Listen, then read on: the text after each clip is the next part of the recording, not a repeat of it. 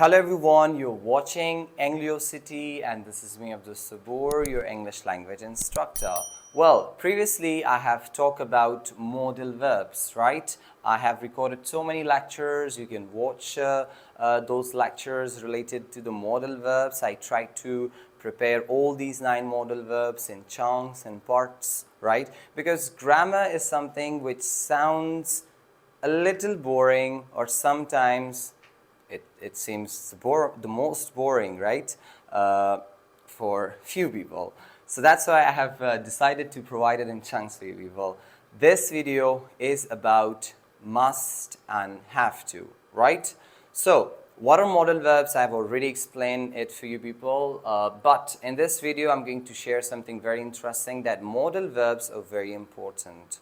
They're very important. Why? Because modal verbs makes our language strong. Modal verbs, through modal verbs we convey our message to someone with full meaning, right? And mostly students commit grammatical mistakes. They commit grammatical errors, right? I've been noticing students that they use 2, 3 modal verbs. For example, they say you must, should go, right? Like 2 modal verbs are not okay. It sounds awful to be used in one sentence, right? So well, let's kick off with the first modal verb for today, which is must.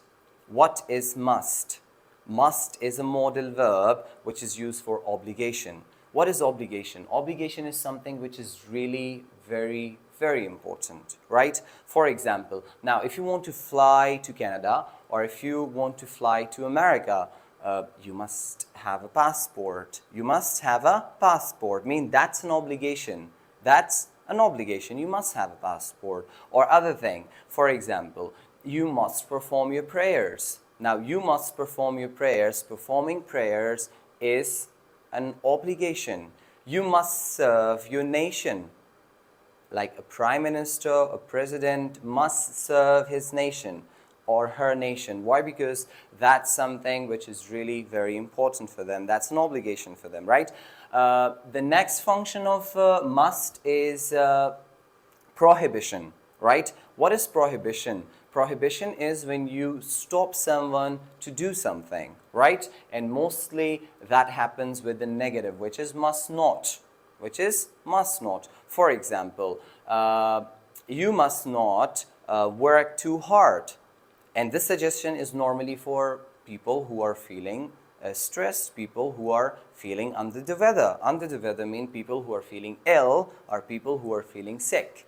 You tell them, you give them a suggestion, you give them a prohibition, and you give them with a negative, which is must not. You must not work too hard, right? The next one is necessity. Must also functions for necessity. Necessity is something which is very important. For example, I normally tell my students when I give lecture, I tell them you must note down.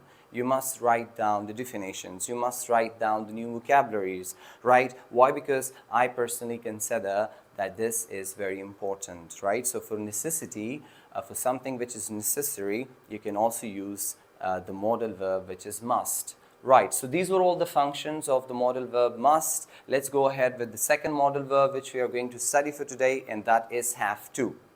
Now, if you look at have to is a semi-modal verb. It's not a modal verb, but it is a semi-modal verb. And have to also has the same functions just like must. For example, you must have a passport, you have to have a passport. You must perform your prayers, you have to have you have to perform your prayers. You must write down the definitions. You must write down the vocabularies. You have to write the definitions and you have to write the vocabularies. Well, that's it for today. I hope you have understood about the functions and the usages, or about the examples of must and have to, right? If there's any question, you can ask me in the comment section below. Have a great time.